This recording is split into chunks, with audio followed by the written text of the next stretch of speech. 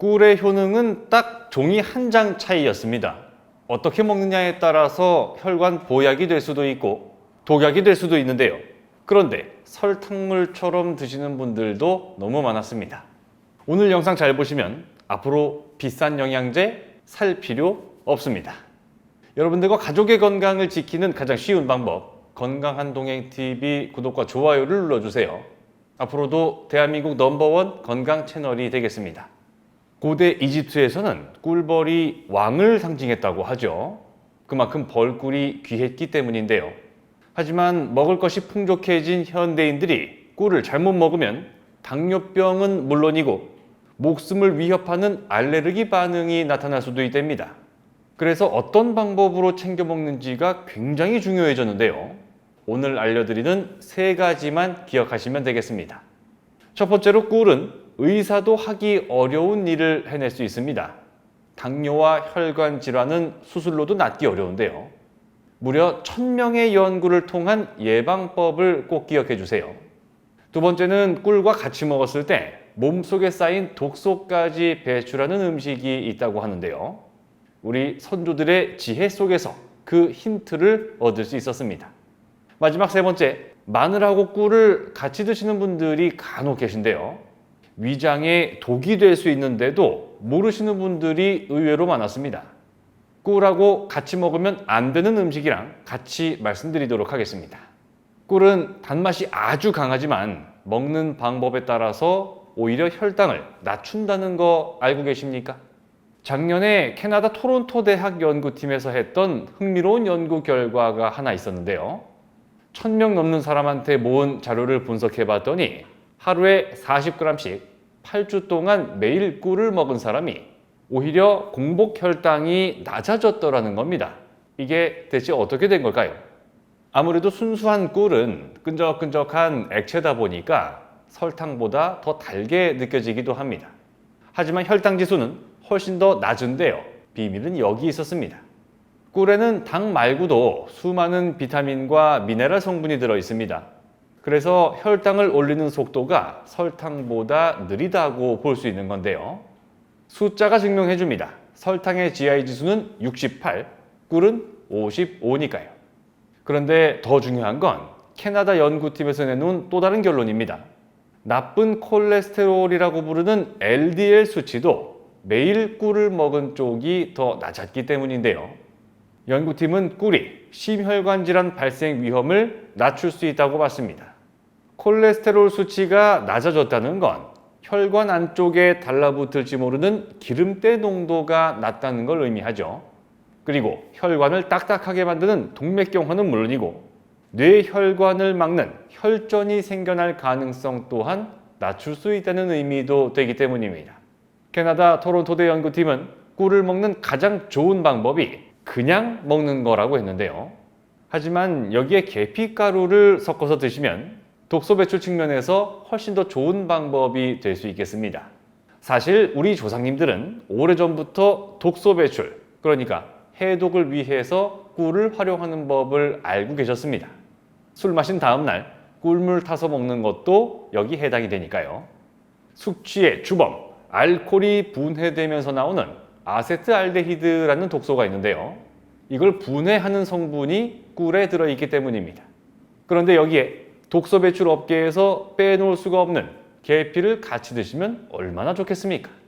꿀에 물을 붓기 전에 계피가루를 아주 조금, 새끼 손톱 크기 정도만 넣는 건데요. 그런데 조심하실 게 하나 있습니다. 계피가루가 코로 들어가면 굉장히 위험하거든요. 폐나 기관지에 염증이 생길 수도 있다고 하니까 얼굴 근처에서 다루시면 절대 안 되겠죠. 꿀에 넣고 물에 섞어서 드시는 게 제일 맛있고 안전한 방법입니다. 콜레스테롤 수치 개선에 꿀이 좋다는 연구 결과도 있었는데 중성지방 배출에 좋기로 손꼽히는 게 또 계피 아니겠습니까? 우리 몸에서 안 쓰고 남은 에너지를 중성지방으로 바꿔서 저장을 해놓는데요. 이게 과거 인류한테는 일종의 비상금 통장이었던 겁니다. 보릿고개처럼 제대로 먹지 못하는 시기를 위해서죠. 하지만 식량이 부족하지 않은 지금의 한국인들에게는 오히려 독이 되고 있는 게 중성지방입니다. 계피 꿀물은 자기 전에 먹는 게 좋다고 하는데요. 소화가 잘 되게 도움을 주니까 숙면을 취하기 쉬워지고요. 꿀도 불면증에 좋은 음식이죠. 우리가 잠을 정말 잘 자면 꿀잠 잤다라고 하는 게 다 이유가 있는 겁니다. 수면 유도에 꼭 필요한 게 트립토판인데요. 그거 활성을 돕는 물질이 꿀에 들어있거든요. 꿀하고 궁합이 좋다고 알려진 것 중에 마늘도 있습니다. 찐마늘에 꿀을 타서 사흘 정도 묵혀뒀다가 먹는 건데요. 마늘은 최고의 혈관 청소부라는 별명을 갖고 있는 데다가 가장 죽이기 어렵다는 헬리코박터 파일로리균까지 억제할 정도로 아주 강력한 항균 작용을 합니다. 세계 10대 슈퍼푸드에 들어가 있기도 하죠. 생마늘로 먹으면 맵고 속이 쓰려서 불편하신 분들이 많은데요. 익혀 먹어도 충분히 도움을 주니까 한 번 찐 마늘에 꿀을 섞어 먹으면 좋다고 하는 겁니다. 꿀마늘 효능이 여러 가지가 있겠습니다만 만성염증을 완화해준다는 게 제일 먼저 떠오릅니다. 몸에 상처나 감염 같은 문제가 생기면 그걸 방어하면서 생겨나는 게 염증이란 건데요. 잠깐 그러다가 말면 큰 문제가 아닐 수 있지만 계속 그 상태가 지속되는 만성염증은 꽤 심각한 문제가 된다고 합니다. 몸 어딘가에 쉽게 해결되지 않는 문제가 생겼고 거기서 계속 만들어지는 염증 때문에 다른 신체 장기까지 망가질 수 있기 때문이죠. 뇌세포에 손상을 입히면 알츠하이머 치매 위험이 높아지고 모든 암을 일으키는 원인으로 거론되는 것 또한 염증입니다. 민간요법에서도 꿀은 천연 항생제로 쓰여왔는데요. 입안에 염증이 생겨서 헐었을 때 꿀을 바르면 회복이 빨라진다는 게 대표적입니다. 과산화수소라는 게 소독약의 주성분인데 꿀에서 그 성분이 만들어지기 때문입니다. 거기에 마늘은 혈액을 타고 돌아다니는 독소 중에서 활성산소를 제거한다고도 알려졌는데요. 그래서 피를 맑게 하는 정혈작용도 기대를 해볼 수 있겠습니다.